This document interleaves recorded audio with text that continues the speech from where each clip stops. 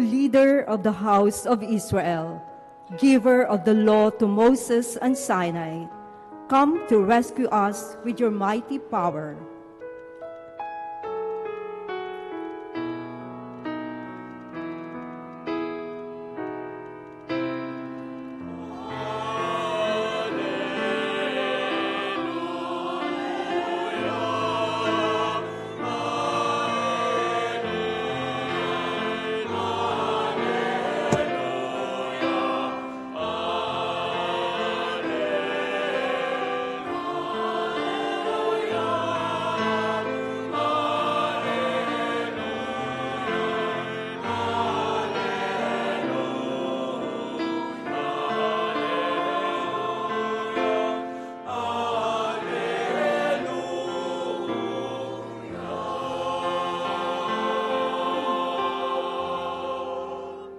The Lord be with you. And with your spirit. A reading from the Holy Gospel according to Matthew. Glory to you, O Lord.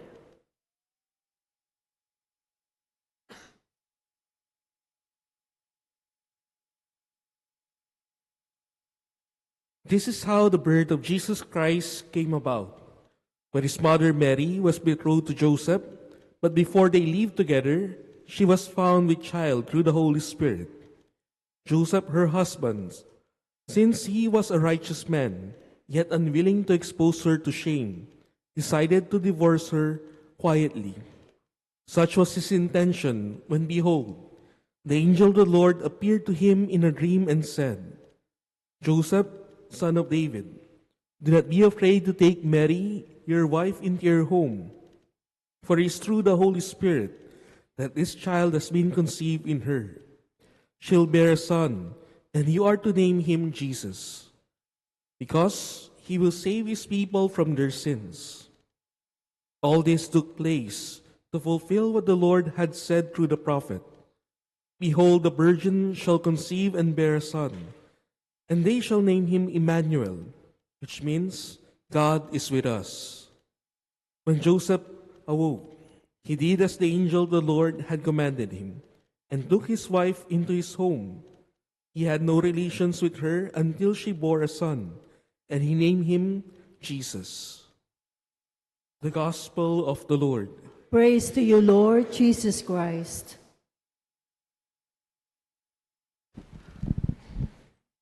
Sa pagpapanood ng ating short, hindi man short, siguro mga almost 20 minutes din pong film ito. Kung gusto po niyong gamitin ito, pwede po. Ilabas natin yung kung saan sila magsa-sign up. Pwede niyong gamitin, papanuorin po ninyo sa mga kapamilya po ninyo. Yan. Ilalabas yung QR code mamaya. Now, let's just have a short reflection on this. Look at the shepherd. What was his situation? Ano ba yung kanyang kalagayan? Hindi siya tanggap. Ultimo kapwa shepherd niya, hindi siya tinatanggap. At yun yung kanyang sitwasyon, pilay, hirap, subalit umaasa. Kaya nga nagtatanong siya doon sa Pariseo, no? Sabi, darating ang Mesiyas, ganito, ganyan. Alam niya may inaabangan siya. Subalit dahil hindi pa niya nakakatagpo ang Mesiyas, ganun yung kalagayan niya, parang nakapanghihina ng loob, na parang walang pag-asa. But we see the shift. Nakita natin dito, nung nakatagpo niya ang Mesiyas, nung nakatagpo niya yung sanggol, ano nangyari sa mukha niya kung napansin niyo?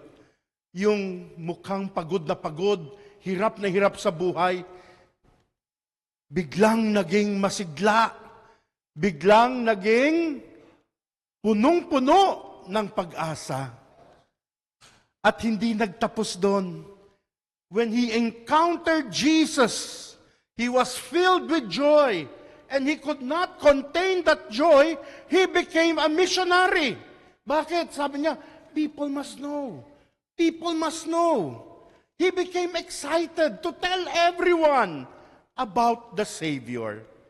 And I believe during this season of Advent and as we prepare for the coming of the season of Christmas, masasabi ba nating nakatagpo na ba natin si Jesus? Hindi kaya hanggang ngayon tayo rin yung tulad ng shepherd na may daladalang problema, suliranin, pinaghinaan ng loob. But if we truly encounter the Lord, let us allow the Lord to transform us, to bring life into us, to bring that joy to us. And we don't keep that to ourselves. We tell everyone about Jesus. We tell everyone, people must know. And so, my dear brothers and sisters, napakagandang pagnilayan natin sa panahon nang tayo ay nagsisimbang gabi. 9 na araw na paghahandang espiritual, paghahanda ng kalooban natin para sa pagdiwang ng Kapaskuhan. Have we encountered Jesus? Have we truly received Jesus into our lives? And if we have encountered Jesus, should we not share Him to others? In the gospel today, Joseph heard the plan of God. Nalagay si Jose sa isang dilema. Sabi sa gospel, si Jose ay matuwid. He is a righteous man. So kung righteous, bakit nabuntis si Maria? Hindi pa naman kayo nagsasama. Ang dami-dami pa naman mga tsismosan noon tulad ngayon. Di ba? Oh. Pero sabi niya, kung iisipin niya ang sarili niyang kapakanan, pwede niyang pagsabi sa lahat, hindi ko anak yan, wala akong kinalaman dyan. Hihiwalayan ko na si Maria, bahala na siya sa buhay niya. Pwedeng gawin yun ni Jose. Pwedeng sabihin ni Jose na, I would like to keep my being righteous. Mahalaga na ako ay okay. Pero kung ginawa niya yon, anong mangyayari kay Maria? People will look down on Mary. She will be ostracized. People will criticize her. And according to Mosaic law, she can even be stoned to death. But what did Joseph decide? Joseph decided to keep Mary. Bahala na kayo kung anong sabihin niyo tungkol sa akin. Bahala na kayo kung anong ipagkalat niyong kasamaan tungkol sa akin. Pero ang mahalaga, alaga ko ang mag-ina ko. Joseph thought of the good, or ang inisip ni Jose ay yung kapakanan ni Maria at nung bata na sa sinapupunan niya. Hindi niya inisip ang sarili, kundi si Maria. Sana ganun din tayo. If we truly encounter the Lord in our lives, we will no longer just think of ourselves. We will no longer just, think of what is good for me, para sa akin, kundi we will start considering first what is good for others. And that is what Jesus did. He came for the good of all humanity, for the good of us all. Joseph showed in the gospel, hindi siya naging makasarili, kundi inisip niya ang kapakanan ni Maria at ni Jesus. Sana ganun din tayong lahat.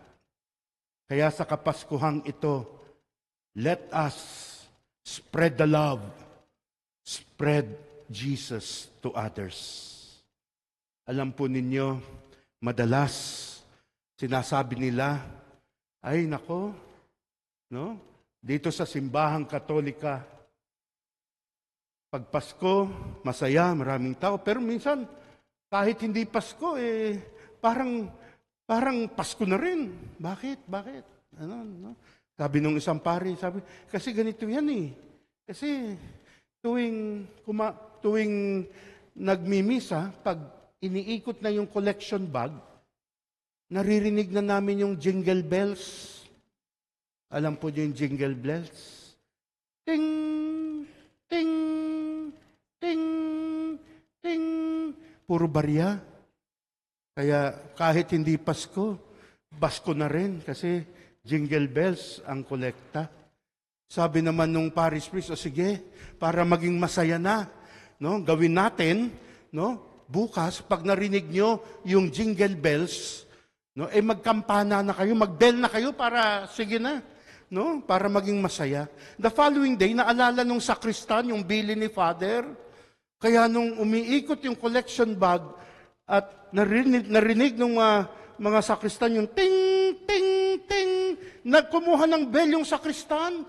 Sabi nung sakristan, nagbell siya, sabi naman nung bell, katiting, katiting, katiting, katiting daw ang nailalagay.